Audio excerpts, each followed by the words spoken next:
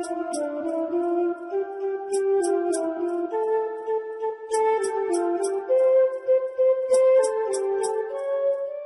think that one's reality is a result of your intention and your attention. It's through spiritual practice that I've recognised that my own impermanence, my own irrelevance, the fact that I'm just a person shuffling through life, I ain't really no different now from when I was a little kid.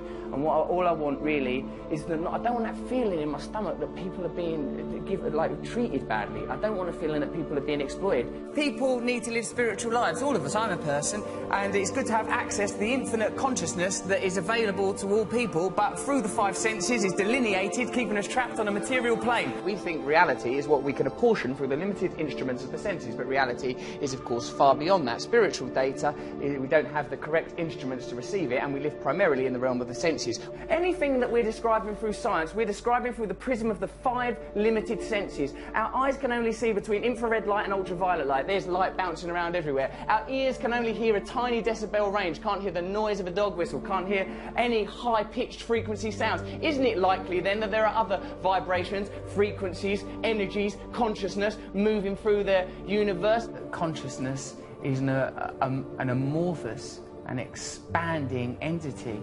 I think that we allow our consciousness to be prohibited by our senses, prescribed by our senses, living in the realm of these five apertures into our reality. But reality is limitless, space is infinite, time eternal.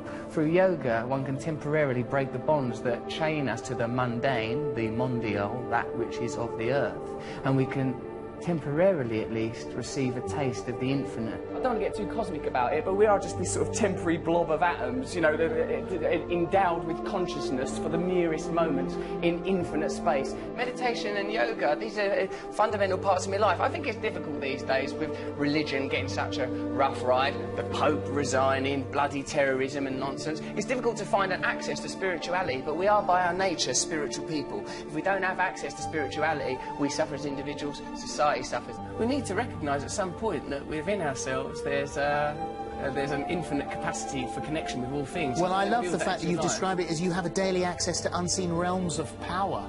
Daily access to unseen realms of power. Not just me, everyone has that. For me, what I've discovered is that transcendental meditation is useful to me, not because of a unique set of circumstances, not because of my formerly secret brilliance, no, but because I am a human being. And it is applicable to all human beings. And what's really good about that is literally everyone in this room is one. What I say is that we're basically all right human beings. Whenever there's a disaster or an accident, people's impulse is to help one another. So I'm thinking anyone that galvanises people, brings people together and points us to the better aspects of our nature and help us to overcome our basic things like fear and desire, I think these people are worthy heroes, rather than the heroes that are nominated today, heroes that are low vibrational frequency that make us concentrate on daft stuff. Look beyond the superficial. That's the problem with current affairs. You forget about what's important. You allow the agenda to be decided by superficial information. What am I saying? What am I talking about? Don't think about what I'm wearing. These things are redundant, superficial.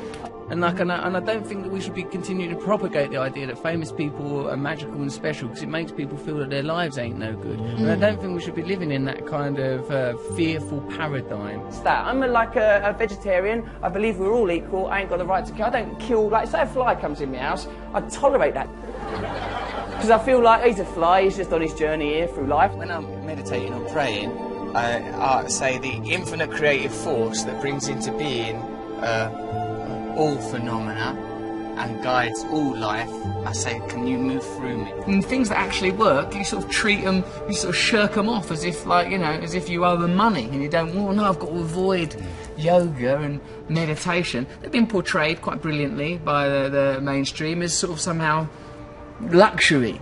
They're into luxury or artificial or superficial. It's absolutely integral. It's absolutely the most authentic thing, more real than any of us. If people are happy, they're happy. They don't need it. If there's not a problem, there's not a problem. But I think if people have some sort of yearning or dissatisfaction or some itchy irritability, then it might be because they're not looking in the right direction for a solution, and that they should look within, and that within them there is a limitless, infinite capacity for bliss through connection to higher things. You cannot define yourself in reference to other external coordinates. You must define yourself internally with your relationship with a higher entity. Think of yourself as a manifestation of some higher thing, some higher frequency. This is the visible realization materialisation, then you know that because you can't see atoms, can you? And you certainly can't see the forces that hold atoms together.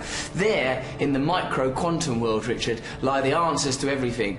We can't understand it with our logical, rational minds, but we feel it intuitively. Get yourself in alignment with that stuff and you beam like the sun. The dead human ape has fulfilled its potential. The dead human ape has not evolved for the last 10,000 years. These are the achievements of the dead human ape. Now we must transform, become enlightened, so that we can access the next realm of consciousness necessary for our evolution. Right. I think we elect to ignore the spiritual at our own, and it causes a deficit for ourselves and for our culture and for our planet. I think that we are too easy to identify ourselves as individuals. That idea is fortified daily through, as we said before, the stimulation of primal desires, that which anchor us to the self, and we ignore that we're here for such a short while, that we're all basically the same as one another, we're all connected to each other, and we have a collective responsibility to. Look, God is not something that's about thinking you're better than someone or a reason to have a war with someone. It's that within us, beneath and beyond our identity as human beings, driven by fear and desire, defined by the realm of the senses and the material self, which is transitory, there is a divine self that is connected to all living things, but isn't part of an infinite source of creativity.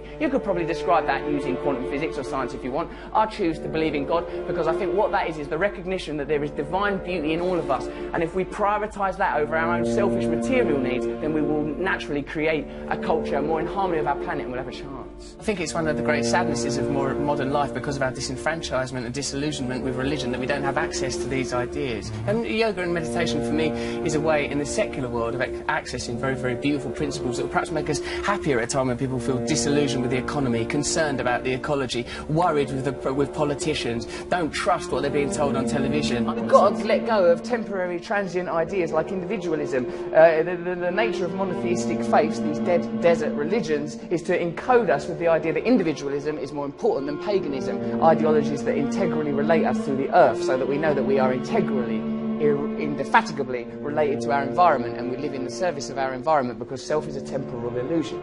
I suppose the ultimate truth is oneness, that this is a temporary illusion, that we are temporarily occupy these flesh puppets. We believe so much in our identities, we believe in our individualism, and I talk as a very sort of egotistical man. Look at my hair, look at these bracelets, look at these ridiculous boots. I'm a person who believes in the nature of my own individualism and my own identity. But on a deeper level, I recognise that all these things are transient, and what's important and what's defining are the things that we all share. Love, unity, togetherness. As long as we have cultural narratives that eschew these ideas, that suppress these ideas in favour of negative human traits, greed, selfishness, lust, as long as these ideas are promoted, we will exist in opposition to one another and will be exploitable by corporations that prey upon these negative facets of humanity. The line between good and evil runs not between cultures, religions or creeds, but through every human heart. So I recognise in myself the capacity for selfishness, for lustfulness, for egotism, and because I recognise these qualities in myself, I would prefer a culture that didn't celebrate, exacerbate, stimulate the most negative aspects of our species, inculcate them, reward them financially, till we get to a kind of a cultural hysteria where we're destroying the planet. The reality is there is one planet, there is a certain amount of people on the planet, there are a certain amount of resources on the planet. None of them things are going to last forever, so we need systems in place that acknowledge the reality, not systems that benefit elites, but systems that acknowledge the reality. People need to have access to the resources. Can't lie to people so that people in power can continue to augment and grow their own power and satisfaction while normal people are exploited.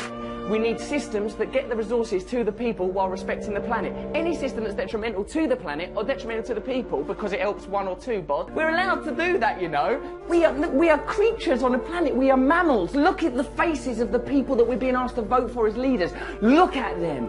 Look at them, feel it in your hearts. That ain't who's meant to be leading us. Happiness cannot forever be sustained like some glistening bauble. It's a transitory thing, like a butterfly alighting on Snow White's finger in that bit of Snow White. So, like, you know, I'm happy mostly. I'm happy mostly when I'm being nice to other people. Then I'm happy.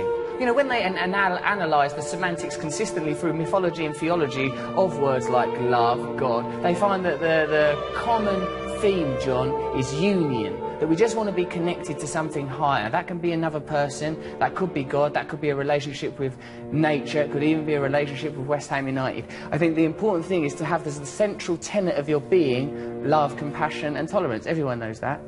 You know, like the realisation that this is only a very temporary thing, that the only thing that matters to any of us is love, that everything, that underscoring everything is love. You know, if it's a biological, anatomical human condition, the idea of acquisition and survival of the species, then that 2% that distinguishes us from the great apes, somewhere within that is that divine spark that philosophers have always espoused upon and written about, that somewhere within that, that's the truth that we're trying to head towards. What it felt to me was like the dissolution of my idea of myself. Like, I felt like separateness evaporated. I felt this tremendous sense of oneness. I find it, I'm quite an erratic thinker, quite an adrenalised person. And like, but through meditation, I felt this sort of beautiful serenity and selfless connection. You know, my sort of tendency towards selfishness, I felt like, I felt that kind of exposed as a superficial and pointless perspective to have. I felt a very relaxed sense of oneness. I felt love.